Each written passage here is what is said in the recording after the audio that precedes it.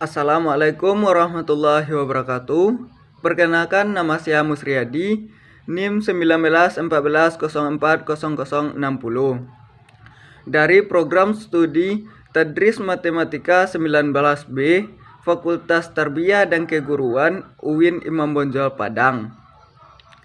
Di video kali ini saya akan menjelaskan beberapa materi yang telah saya pelajari pada mata kuliah Strategi Pembelajaran Matematika dengan dosen pengampu yaitu Ibu Nita Putri Utami MPD. Nah, tujuan dari pembuatan video ini adalah untuk memenuhi tugas ujian tengah semester mata kuliah Strategi Pembelajaran Matematika yang diampu oleh Ibu Nita Putri Utami MPD. Selamat menonton dan menyaksikan tayangan dari saya.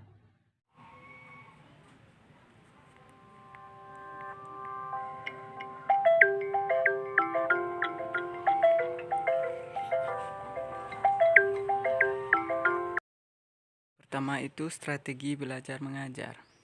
Sebelumnya kita harus tahu apa itu strategi. Strategi adalah upaya atau usaha untuk mencapai suatu tujuan, keberhasilan, kesuksesan, dan kemenangan. Selanjutnya itu komponen-komponen dalam menyusun strategi.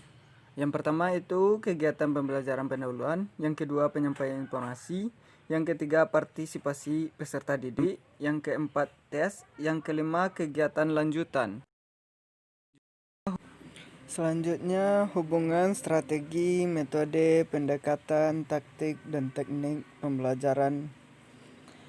Dalam dunia pendidikan, seringkali guru dibuat bingung dalam memahami dan mengimplementasikan konsep antara strategi, metode, pendekatan, taktik, dan teknik pembelajaran.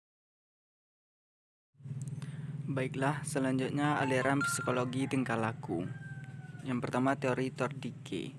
Menurut Tordike, belajar adalah proses interaksi antara stimulus dan respon. Stimulus yaitu apa saja yang dapat merangsang terjadinya kegiatan belajar, seperti pikiran, perasaan, atau hal-hal yang lain yang dapat ditangkap melalui alat indera.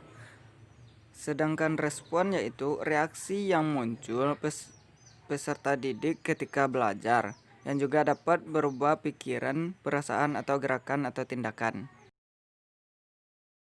Yang kedua, teori Skinner. Bruce Frederick Skinner menekankan pada perubahan perilaku yang dapat diamati dengan mengabaikan kemungkinan yang terjadi dalam proses berpikir atau otak seseorang. Oleh karena itu, para pendahulunya dikatakan sebagai pengguna kondisi klasikal. B.F. Skinner melakukan eksperimen terhadap tikus dan selanjutnya terhadap burung merpati, menghasilkan hukum-hukum belajar. Baik, selanjutnya teori David Ausubel. Ausubel mengatakan bahwa belajar dikatakan bermakna bila informasi yang dipelajari peserta didik sesuai dengan aspek kognitif yang dimiliki peserta didik, sehingga peserta didik itu mampu mengaitkan informasi barunya dengan struktur kognitifnya. Informasi yang dipelajari peserta didik agar menjadi bermakna terdiri dari bahan verbal di satu pihak, sebagian lagi merupakan sesuatu yang diketahui dari orang lain. Selanjutnya teori Gagne. Menurut Gagne, dalam belajar matematika ada dua objek yang dapat diperoleh siswa. Yang pertama yaitu objek langsung dan yang kedua objek tak langsung. Objek tak langsung antara lain kemampuan menyelidiki dan memecahkan masalah, belajar mandiri, bersikap positif terhadap matematika, dan tahu bagaimana mestinya belajar. Sedangkan objek langsung berupa fakta, keterampilan, konsep, dan aturan. Berikutnya yaitu teori Pavlov. Pavlov lahir pada tanggal 14 September 1849 di Ryazan, Rusia. Itu desa tempat ayahnya Peter Pavlov menjadi seorang pendeta. Ia dididik di sekolah gereja yang melanjutkan ke seminari teologi. Pavlov lulus sebagai sarjana kedokteran dengan bidang dasar fisiologi. Pavlov adalah ilmuwan Rusia yang terkenal dengan teori belajar klasik. Pavlov terkenal dengan percobaannya menggunakan hewan dan manusia. Pada akhir abad ke-19, ia melakukan penelitian tentang pencernaan. Pada sebagian penelitiannya, ia melakukan pengamatan terhadap tingkah laku anjing.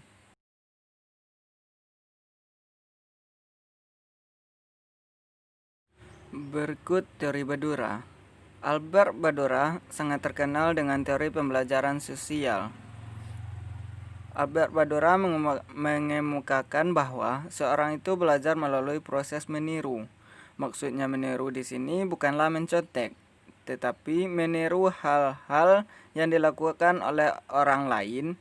Ia melakukan percobaan bersama dengan rekan-rekannya untuk menemukan adanya pengaruh antara model-model yang telah dilatih khusus untuk bertingkah laku tertentu terhadap orang-orang yang melihatnya.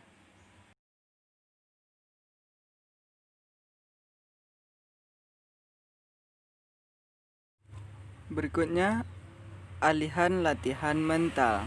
Teori ini lalu berkembang menjadi aliran psikologi belajar yang berpengaruh terhadap arah perkembangan teori dan praktek pendidikan dan pembelajaran yang dikenal sebagai aliran behavioristik. Aliran ini menekankan pada terbentuknya perilaku yang tampak sebagai hasil belajar.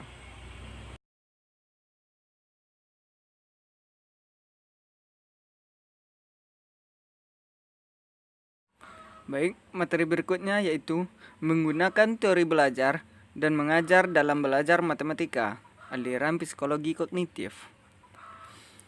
Psikologi kognitif adalah cabang ilmu psikologi yang mempelajari proses mental seperti perhatian, penggunaan bahasa, daya ingat, persepsi, pemecahan masalah, kreativitas, dan pola pikir.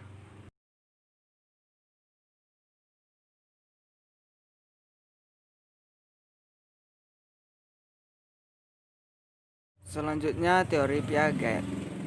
Jean Piaget menyebut bahwa struktur kognitif sebagai skema, yaitu kumpulan dari skema-skema seorang individu dapat mengikat, memahami, dan memberikan respon terhadap stimulus disebabkan karena bekerjanya skema ini.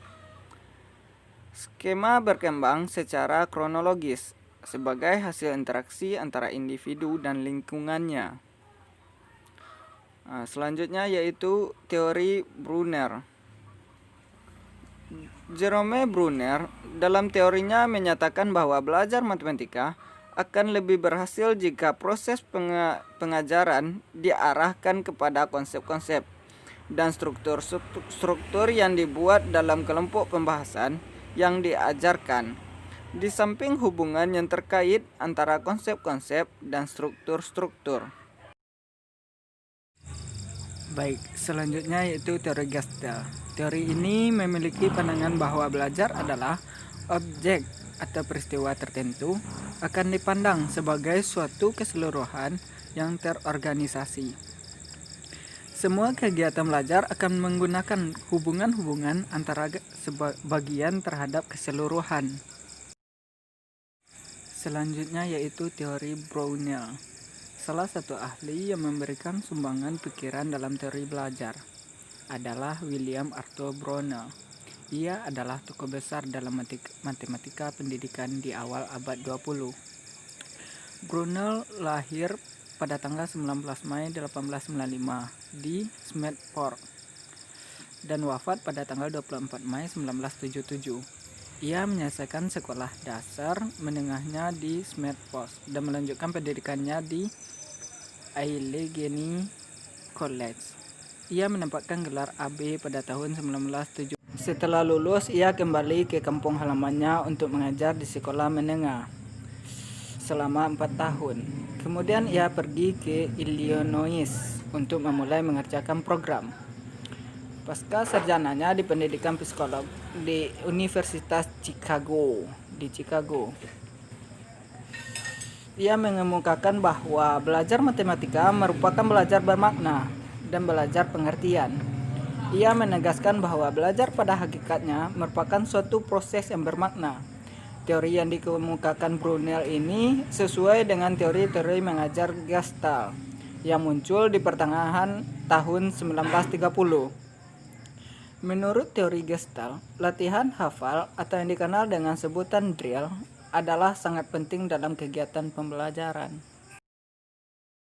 Selanjutnya yaitu teori Dienes. Zoltan Dienes adalah seorang matematikawan yang memusatkan perhatiannya pada cara-cara pengajaran terhadap anak-anak. Dasarnya teorinya bertumpu pada teori Piaget yang mengembangkannya diorientasikan pada anak-anak sedemikian rupa sehingga sistem yang dikembangkannya itu menarik bagi anak-anak yang mempelajari matematika. Dienes berpendapat bahwa pada dasarnya matematika dapat dianggap sebagai studi tentang struktur, memisah-misahkan hubungan-hubungan antara struktur-struktur dan mengkategorikan hubungan di antara struktur-struktur. Dienes mengemukakan bahwa tiap-tiap konsep, prinsip dalam matematika disajikan dalam bentuk yang konkret, akan dapat dipahami dengan baik. Ini mengandung arti bahwa benda-benda atau objek-objek dalam bentuk permainan akan sangat berperan bila diamanipulasi dengan baik dalam pembelajaran matematika. Selanjutnya yaitu teori Van Hill. Teori Van Hill adalah teori belajar khusus dalam bidang geometri. Teori ini dikemukakan oleh Van Hill. Teori ini menguraikan beberapa tahap perkembangan mental anak dalam belajar geometri. Van Hill adalah seorang guru bangsa Belanda yang mengadakan penelitian dalam pengajaran geometri. Hasil penelitian itu diperoleh dari kegiatan answer, jawaban, dan pengamatan. Menurut Van Hill, ada 3 answer utama dalam pengajaran geometri, yaitu waktu, materi pengajaran, dan metode pengajaran yang ditetapkan. Jika ketiga answer ini diterapkan secara terpadu, akan dapat meningkatkan kemampuan berpikir pada anak kepada tingkatan berpikir yang lebih tinggi. Materi selanjutnya itu keterampilan dasar mengajar. Yang pertama, pengertian. Mengajar adalah suatu pekerjaan profesional yang menuntut kemampuan yang kompleks untuk dapat melakukannya, sebagaimana halnya pekerjaan profesional yang lain. Pekerjaan seorang guru menuntut keahlian tersendiri, sehingga tidak dapat orang melakukan pekerjaan tersebut sebagaimana mestinya. Kemudian yaitu keterampilan menyusun skenario pembelajaran.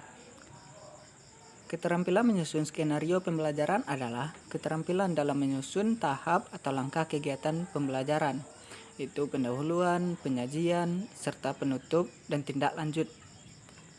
Uraian kegiatan pembelajaran yang akan dilakukan, memilih media dan alat yang akan digunakan pengajar maupun pendidik, serta menentukan waktu dalam rangka memfasilitasi peserta didik agar mendapatkan hasil dalam proses belajarnya. Selanjutnya itu keterampilan membuka dan menutup pembelajaran.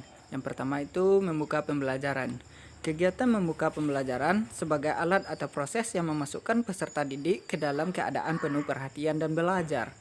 Dengan demikian, secara teknis, buka pembelajaran diartikan sebagai aktivitas pengajar untuk menciptakan suasana siap mental dan memberikan perhatian kepada peserta didik agar terpusat kepada apa yang akan dipelajari.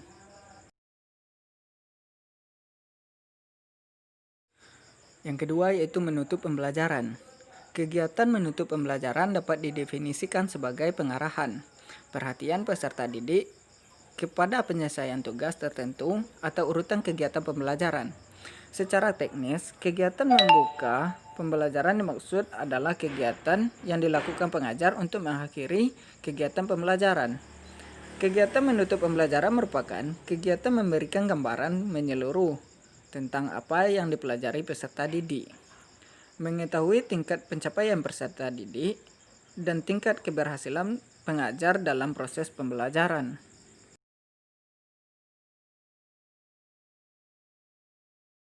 Selanjutnya yaitu keterampilan menjelaskan. Yang dimaksud dengan menjelaskan adalah memberikan pengertian kepada orang lain. Oleh karena itu, keterampilan menjelaskan dapat diartikan sebagai keterampilan memberikan pengertian berupa penyajian informasi lisan yang diorganisasi secara sistematis kepada peserta didik, sehingga informasi atau pesan-pesan pembelajaran baik berupa fakta, konsep, prinsip, ataupun prosedur dapat dipahami oleh peserta didik dengan baik. Selanjutnya itu keterampilan bertanya. Bertanya merupakan kegiatan mengajar dalam menyampaikan pertanyaan kepada peserta didik dalam proses pembelajaran, baik pertanyaan dasar maupun pertanyaan lanjut. Selanjutnya yaitu keterampilan memberikan penguatan.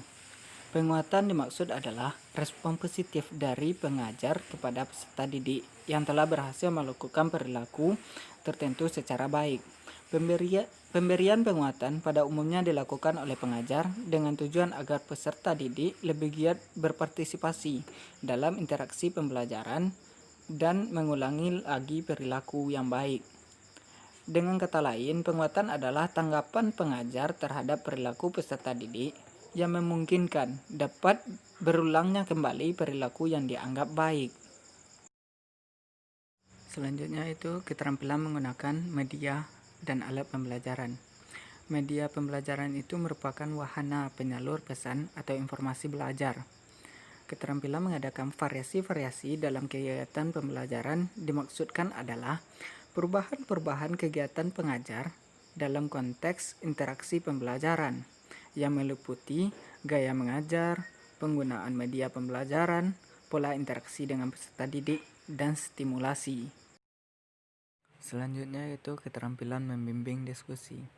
Diskusi dapat dipandang sebagai suatu perbincangan dengan tujuan tertentu. Diskusi merupakan proses interaksi verbal secara teratur yang melibatkan sekelompok orang dalam interaksi tatap muka yang informal. Keterampilan melakukan penilaian. Penilaian merupakan usaha sistematis yang dilakukan untuk menentukan kualifikasi terhadap perencanaan dan pelaksanaan pembelajaran dan capaian hasil belajar peserta didik setelah menjalani proses pembelajaran. Keterampilan mengelola kelas. Pengelolaan kelas adalah suatu kegiatan yang dilakukan oleh guru dalam membuat suasana kelas menjadi lebih nyaman dan kondusif, sehingga jika terjadi permasalahan di dalam kelas, maka guru dapat menyelesaikannya dan guru dapat memperbaiki kinerja mengajar di kelas. Materi selanjutnya yaitu pendekatan konstruktivisme. Belajar matematika menurut paham konstruktivisme. Teori konstruktivisme didefinisikan sebagai pembelajaran yang bersifat generatif, yaitu tindakan menciptakan suatu makna dari apa yang dipelajari.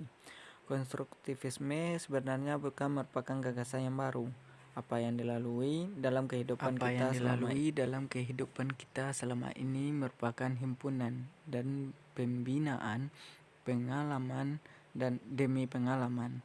Ini menyebabkan seseorang mempunyai pengetahuan dan menjadi lebih dinamis.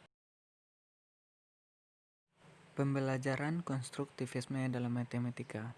Belajar menurut konstruktivisme adalah suatu proses mengasimilasikan dan mengaitkan pengalaman atau pelajaran yang dipelajari dengan pengertian yang sudah dimilikinya, sehingga pengetahuannya dapat dikembangkan. Evaluasi pembelajaran matematika menurut konstruktivisme. Untuk mendeskripsikan evaluasi pembelajaran, perlu diklarifikasi beda antara asesmen dan evaluasi. Menurut Webb 1992, evaluasi dalam pendidikan adalah suatu investigasi sistematis tentang nilai atau merit tentang suatu tujuan. Posisi pengajaran konstruktivis di antara pendekatan lain. Menurut Brady 1985 menawarkan 5 model dan metode pembelajaran. Yang pertama yaitu model eksposisi, yang kedua model behavioristik, yang ketiga model kognitif, yang keempat model interaksional, dan yang kelima yaitu model transaksional. Contoh setting pembelajaran konstruktivisme berdasarkan teori belajar dan pembelajaran konstruktivisme, maka ada beberapa penerapan dalam bimbingan dan konseling, yaitu yang pertama bimbingan kelompok, yang kedua konseling kelompok, yang ketiga konseling teman sebaya atau peer konseling, dan yang keempat yaitu konseling postmodern. Selanjutnya itu pendekatan pemecahan masalah matematika. Masalah dan pemecahan masalah. Yang pertama itu masalah. Masalah merupakan suatu keadilan yang tidak dapat dipisahkan dalam kehidupan manusia. Setiap saat kita senantiasa diperhadapkan dengan masalah-masalah nyata dalam proses pemenuhan kebutuhan dan tuntutan kehidupan. Namun, suatu kondisi merupakan masalah bagi seseorang pada suatu saat tertentu dan bukan lagi menjadi masalah pada saat yang lain. Beberapa ahli mengungkapkan, menurut Koni 1975 dan Widiantini 2008, bahwa suatu soal akan menjadi masalah hanya jika pertanyaan itu menunjukkan adanya suatu tantangan yang tidak dapat dipecahkan oleh suatu prosedur rutin yang sudah diketahui si pelaku. Selanjutnya itu pemecahan masalah. Pemecahan masalah matematika adalah upaya yang ditempuh untuk mendapatkan jawaban atas masalah matematika yang dilakukan dengan melibatkan keterpaduan konsep matematis sehingga diperoleh jawaban atau pemecahan masalah tersebut. Cara mengajarkan pemecahan masalah. Karena pemecahan masalah merupakan kegiatan matematika yang sangat sulit, baik mengajarkan maupun mempelajarinya, maka sejumlah besar penelitian telah difokuskan pada pemecahan masalah matematika. Fokus penelitiannya antara lain mencakup karakteristik permasalahan, karakteristik dari siswa sukses atau siswa gagal, dan pemecahan masalah. Pembelajaran strategi pemecahan masalah yang mungkin dapat membantu siswa menuju kelompok siswa sukses dalam pemecahan masalah. Secara metodologis, pemecahan masalah bisa sebagai pendekatan, bisa sebagai strategi atau metode pemecahan masalah. Sebagai metode belajar, merupakan cara atau perlakuan terhadap materi, sehingga terbangun interaksi siswa dengan masalah yang dipecahkan hingga diperoleh pemecahan. Selanjutnya, strategi pemecahan masalah matematika. Menurut Reis 1978 dan buku pengembangan pembelajaran matematika disebutkan beberapa macam strategi pemecahan masalah. Yang pertama itu beraksi, yang kedua membuat gambar atau diagram, yang ketiga mencari pola, yang keempat membuat tabel, yang kelima menghitung semua kemungkinan secara sistematis. Yang keenam menebak dan menguji, yang ketujuh bekerja mundur, yang kedelapan mengidentifikasi informasi yang diinginkan, diberikan, dan diperlukan. Yang kesembilan menulis kalimat terbuka. 10.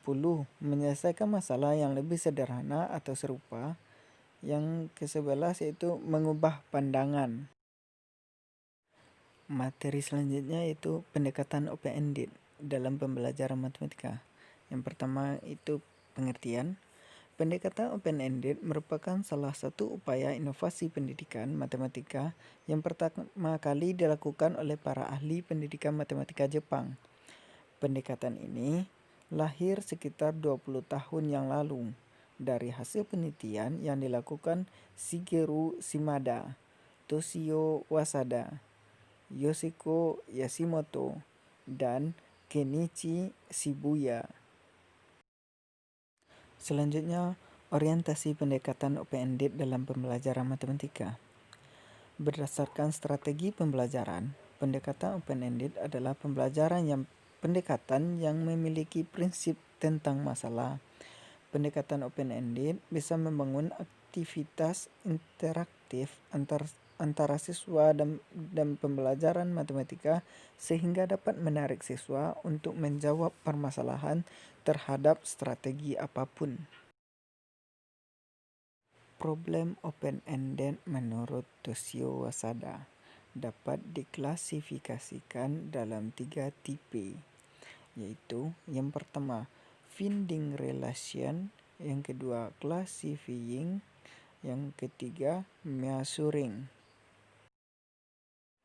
Selanjutnya, pendekatan open-ended bisa memberikan kesempatan kepada siswa untuk mendapatkan pengetahuan atau pengalaman dalam menemukan masalah pemahaman dan memecahkan masalah dengan beberapa teknik tersebut. Memberikan masalah dalam pembelajaran menggunakan pendekatan open-ended bersifat terbuka. Masalah terbuka digolongkan menjadi 3 jenis, yaitu yang pertama proses terbuka, yang kedua jawaban terbuka, dan yang ketiga cara mengembangkan masalah terbuka. Selanjutnya yaitu pendekatan realistik dan pendekatan saintifik pembelajaran matematika. Yang pertama, pengertian pendekatan realistik dan pendekatan saintifik.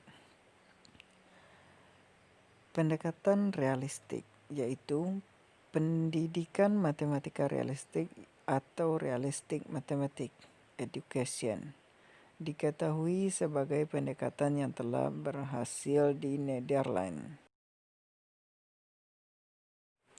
Ada suatu hasil yang menjadikan dari penelitian kuantitatif dan kualitatif yang telah ditunjukkan bahwa siswa yang memperoleh pembelajaran dengan pendekatan RME mempunyai skor yang lebih tinggi dibandingkan siswa yang memperoleh pembelajaran dengan pendekatan tradisional.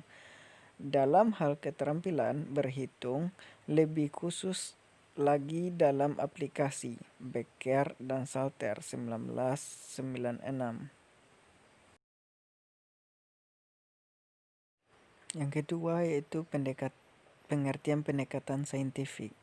Pendekatan saintifik adalah proses pembelajaran yang dirancang sedemikian rupa agar peserta didik secara aktif mengkonstruk konsep, hukum, dan prinsip melalui tahapan-tahapan mengamati untuk mengidentifikasi atau menemukan masalah, merumuskan masalah, mengajukan atau merumuskan hipotesis, mengumpulkan data dengan berbagai teknik, menganalisa data, menarik kesimpulan, dan mengkomunikasikan konsep, hukum atau prinsip yang ditemukan. Hosman 2014. Prinsip-prinsip pendekatan realistik dan pendekatan saintifik. Prinsip-prinsip pendekatan realistik. Pembelajaran berpusat pada siswa. Pembelajaran berbentuk student self-concept. Pembelajaran terhindar dari verbalisme. Pembelajaran memberikan kesempatan pada siswa untuk mengasimilasi dan mengadominasi konsep, hukum, dan prinsip. Pembelajaran mendorong terjadinya peningkatan kemampuan berpikir siswa. Pembelajaran meningkatkan motivasi belajar siswa dan motivasi mengajar guru. Memberikan kesempatan kepada siswa untuk melatih kemampuan dan komunikasi. Adanya proses validasi terhadap konsep, hukum, dan prinsip yang dikonstruksi siswa dalam konstruk kognitifnya. Prinsip-prinsip pendekatan saintifik menemukan kembali dan matematisasi.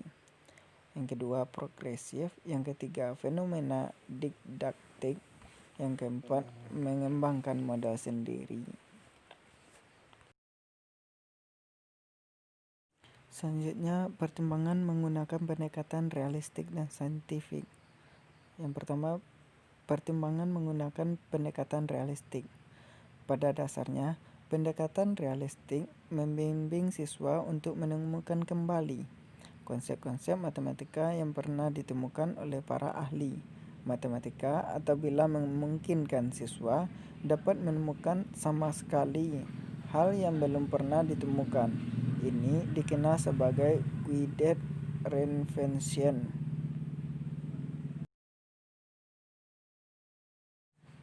Selanjutnya, pertimbangan menggunakan pendekatan saintifik. Hakikat pendekatan ilmiah, pembelajaran. Dengan menggunakan pendekatan saintifik, artinya pembelajaran itu dilakukan secara ilmiah. Oleh karena itu, pendekatan saintifik disebut juga sebagai pendekatan ilmiah. Proses pembelajaran dapat dipandangkan dengan suatu proses ilmiah. Karena itu, kurikulum 2013 mengatakan esensi pendekatan saintifik dalam pembelajaran. Sekian dari saya. Assalamualaikum warahmatullahi wabarakatuh.